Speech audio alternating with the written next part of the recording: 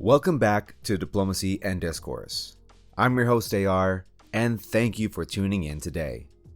Our topic is one of the most urgent, disturbing, and hotly debated issues in world politics right now: Israel's advance into Gaza City and the mounting accusations of genocide that are shaping diplomatic and public discourse across the globe.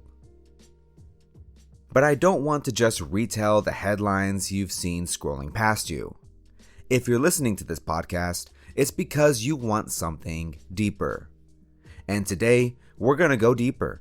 We're going to unpack not just what is happening, but how we can even begin to make sense of it. Because wars, sieges, and forced displacements don't exist in a vacuum. They have histories, they have frameworks, and they have consequences. And without those, we're left with rhetoric, but no understanding. So here's the journey I want to take us on. First, we'll look at the immediate crisis in Gaza, what it looks like right now, how it's unfolding, and why the genocide accusation matters. Then we'll take a step back, examine the bigger concepts: colonialism, apartheid of a special type, and genocide. Sound academic? Maybe a little, but trust me, I'll translate that theory into plain talk because concepts are tools. And right now, the people of Gaza and the global community need sharp tools to cut through the fog. Finally, we'll turn toward diplomacy. What do these frameworks mean for international law? For Israel's leaders, for Palestinian communities, and for the governments outside the region, from the United States to South Africa, from the Arab League to the BRICS countries. And most importantly, what do they mean for people like you and me, who are watching and wondering, what responsibility do we carry? So let's start with Gaza itself. According to international news reporting, Israeli forces continued advancing into Gaza City this week. Bulldozers are flattening entire neighborhoods. Families are fleeing yet again southward, even as borders stay closed and humanitarian aid is choked off. And as these things unfold, voices across the world are speaking one word: genocide. Let's pause on that, because genocide is not a word one uses casually. In international law, genocide is the deliberate destruction of a people, by killing, by causing conditions of life designed to destroy, or by preventing births. It is one of the gravest crimes that exists in our global vocabulary. When South Africa brought a genocide case against Israel to the International Court of Justice, people around the world suddenly found themselves having to ask, is this simply war, or something deeper, darker, and more systematic? The footage coming out of Gaza feels undeniable. Hospitals reduced to rubble. Children starving under blockade. Aid convoys stopped, bombed, or turned away. Displacement on a scale that feels biblical. And yet, governments are split. Some rush to Israel's defense, invoking security, while others push back, saying security cannot justify ethnic cleansing. In that split lies the heart of today's diplomacy. Do we name this what it appears to be, or do we turn away in silence? It is vital to stress that what is happening in Gaza is not simply a clash of armed groups. It is about the entire civilian population trapped with nowhere to run. This is what differentiates Gaza from many other modern wars. In most conflicts, there are escape routes across borders. In Gaza, people are walled in. The Rafah crossing into Egypt has been tightly restricted, and Israel strictly controls every other entry and exit point. For Palestinians, fleeing south often means fleeing from one bomb site to another. International law is clear. Sieges that deliberately create conditions unfit for life for whole populations amount to collective punishment, which is prohibited.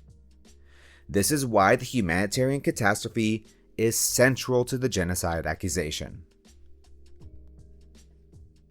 Diplomacy then faces a stark choice: to treat Gaza as a battlefield or as a home to 2 million people who possess unquestionable human rights. The way states and organizations frame the crisis is more than semantics. It determines whether aid routes are opened, whether pressure for ceasefire is applied, and whether the world tolerates the death of thousands under the banner of security. To go beyond the headlines, we need frameworks. Historian Rand Greenstein reminds us why concepts matter. Concepts like colonialism, apartheid, ethnocracy, and genocide aren't just abstracts. They are lenses that help us understand patterns and strategies. Colonialism tells us this about settlers and natives, about land, about the broader legacy of European expansion. Settler colonialism says it's not just about ruling over people, it's about replacing them. South Africa, Australia, the United States, all variations of that same story. Apartheid, meanwhile, offers a legal and political lens. The United Nations defines apartheid as an institutionalized regime of systematic oppression and domination of one group over another. South Africa's white minority regime lived and died by it. Palestinians and countless human rights organizations argue, so does Israel. Then there's genocide, the sharpest concept of all. Genocide doesn't just theorize about structures. It looks at acts in the moment. Mass killings, destruction of cultural life, expulsions designed to erase a people's existence. And Gaza makes that debate unavoidable. But here's where Greenstein's work adds nuance. Israel, he suggests, isn't apartheid in the old South African form. At least not exactly.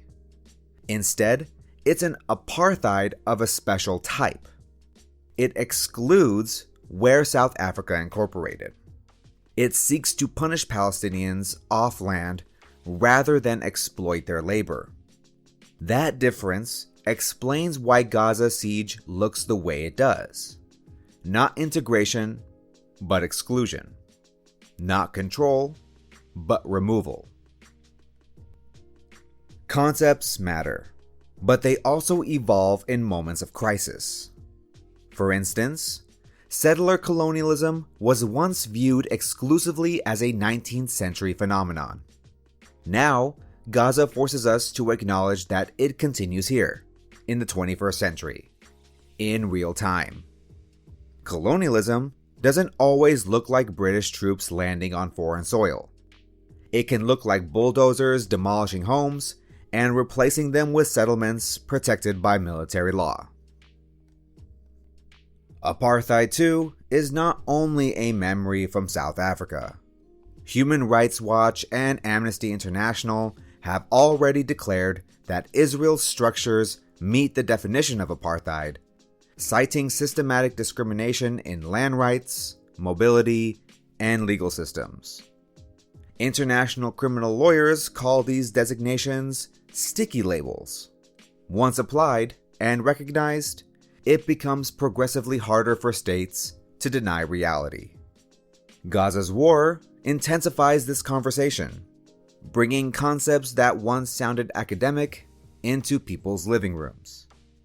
This transformation of public discourse, from theory to lived emergency, may be one of the most consequential shifts of our time. The comparison to South Africa is powerful, but it also has limits. In South Africa, apartheid finally fell with a combination of grassroots resistance, led especially by black workers and trade unions, and global solidarity. Boycotts, sanctions, divestments, They piled up until the system collapsed. That's why the word apartheid became so politically explosive in Palestine. It carries with it a story, not just of oppression, but of eventual victory. But Gaza reveals another layer. Palestinians are fragmented.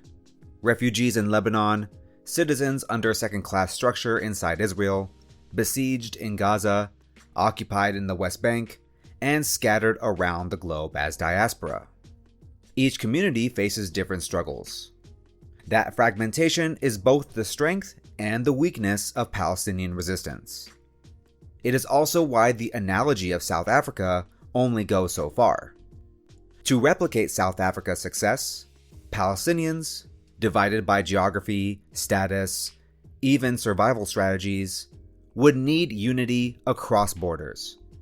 That's a monumental task. History, though, tells us something else. Settler colonial regimes don't just collapse on their own. Pressure must come from within and from outside. Which brings us back to diplomacy. History does more than teach us about the past. It offers a mirror to measure the present. South Africa's liberation struggle showed how oppressed peoples can win against enormous odds. But it also reminds us that liberation does not guarantee equality in practice. Post-apartheid South Africa still faces deep inequality. That sobering truth warns us against romanticizing analogies, but it also urges us to think about what comes after systems fall. For Palestinians, imagining the day after is critical. What would statehood look like? How would refugees return?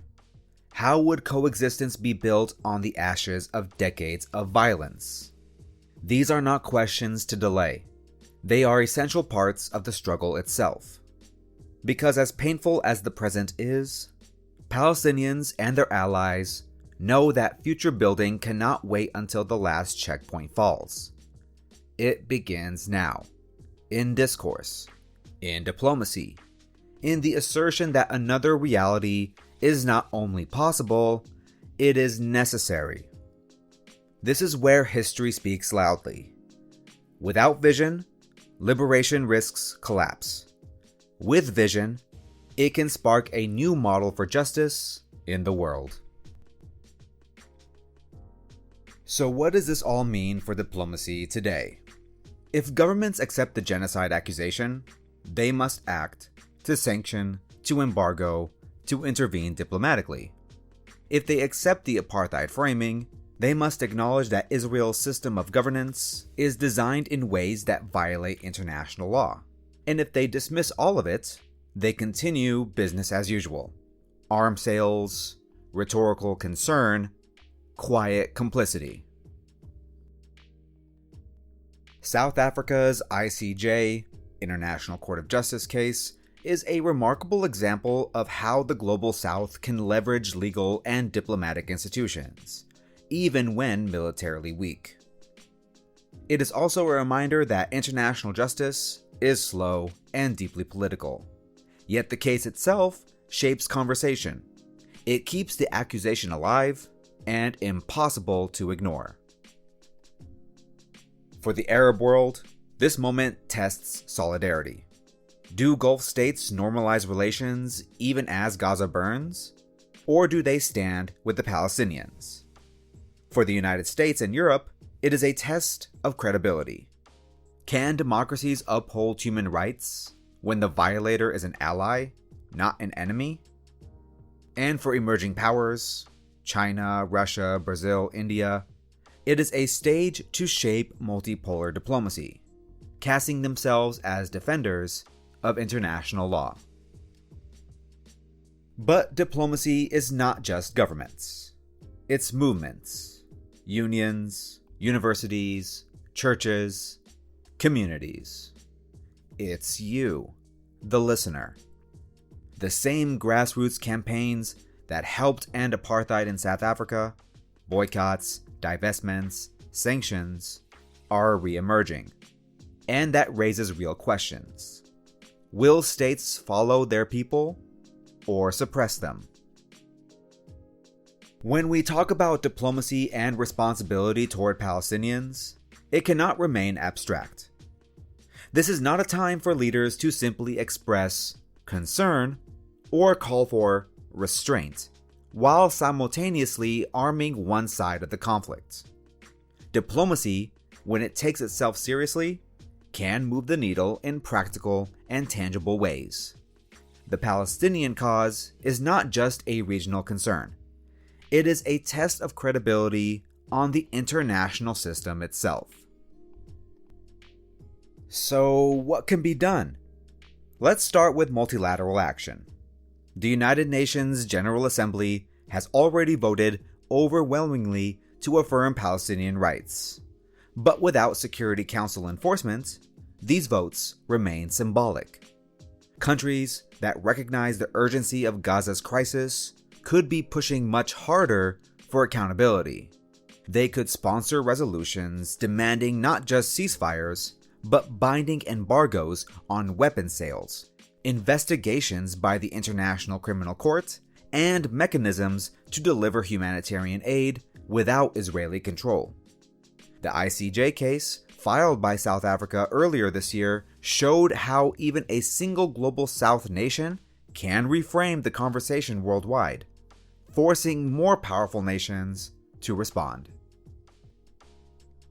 On the bilateral front, Arab League and BRICS countries could go further than statements of condemnation. They could initiate targeted sanctions against companies and banks directly profiting from settlement construction. They could condition trade with Israel on halting further land annexations. At the same time, they can expand humanitarian corridors, ensuring that food, fuel, and medical supplies are not only pledged, but actually reach those trapped in Gaza. Collective recognition of the state of Palestine by countries that haven't yet done so would also put immense pressure on Israel and its allies. European states have options too. While some have historically followed Washington's lead, countries like Ireland, Spain, Norway, and Belgium are already pressing harder. By formally recognizing the Palestinian statehood, by joining or strengthening the Boycott, Divestment, and Sanctions (BDS) movement, and by suspending arms deals with Israel, they can demonstrate that values of democracy and human rights apply universally, rather than selectively. And then there's the United States, the country with unmatched leverage. If Washington chose to, it could suspend military assistance until Israel complied with international humanitarian law. It could veto less frequently and instead enable resolutions calling for accountability. It could condition diplomatic protection at the UN on compliance.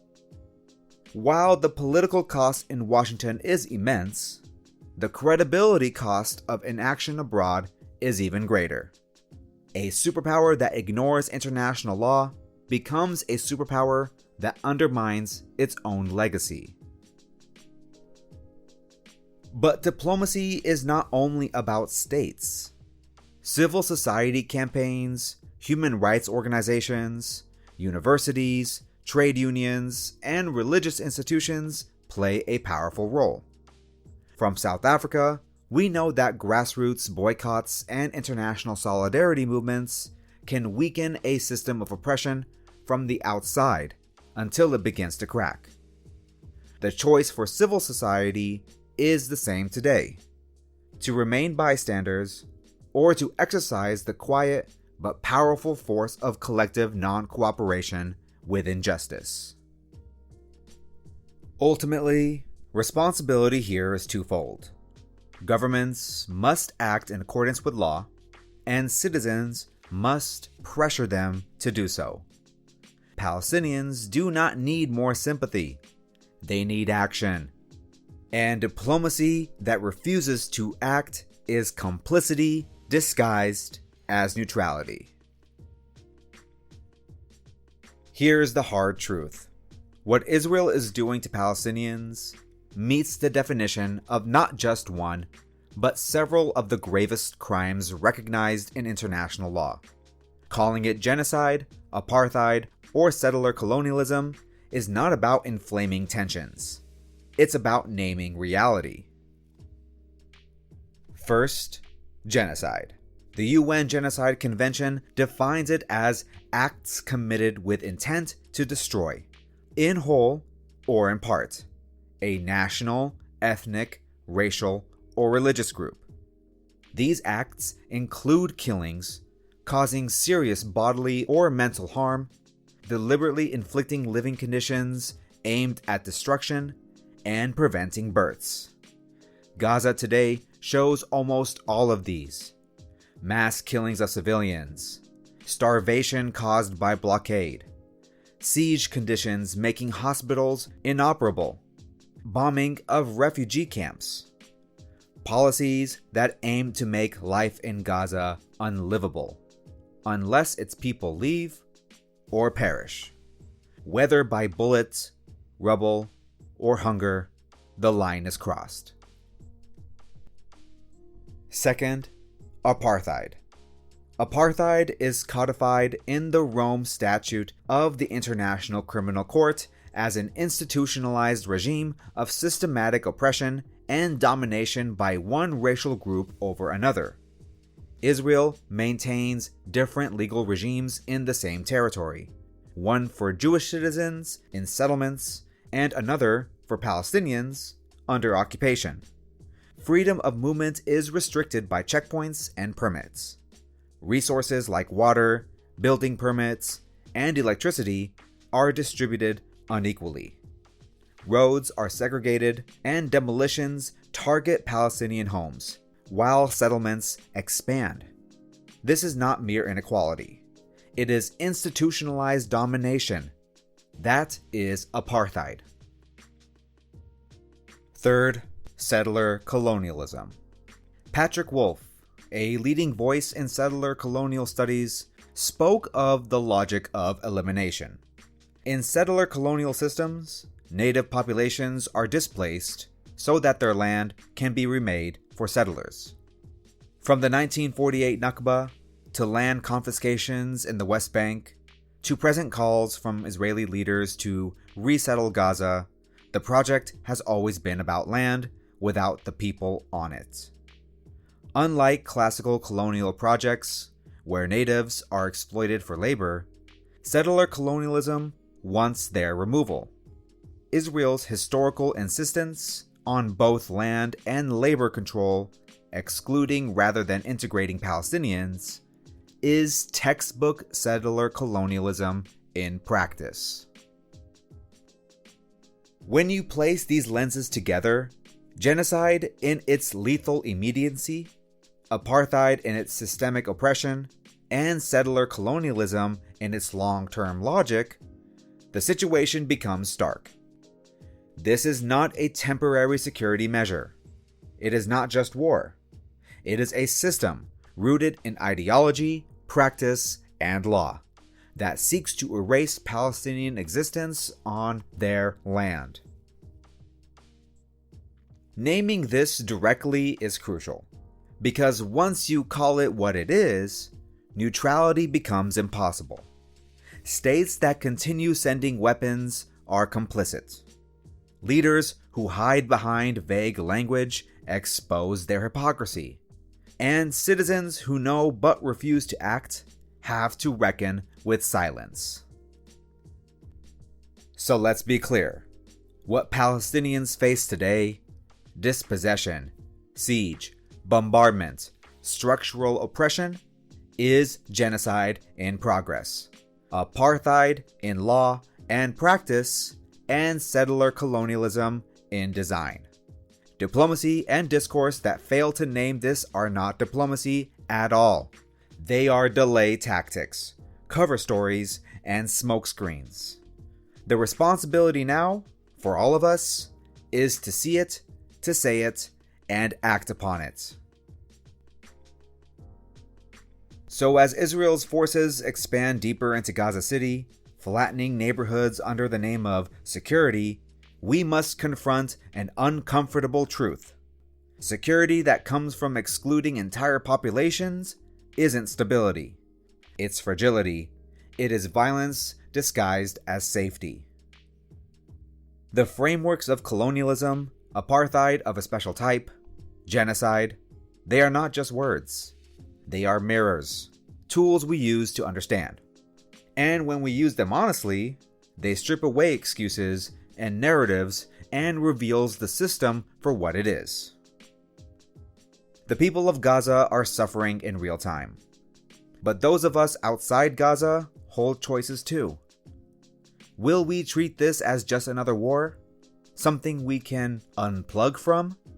Or will we see it as part of a global struggle against domination, where law, theory, and diplomacy align with basic human dignity? That's the challenge. That's the discourse.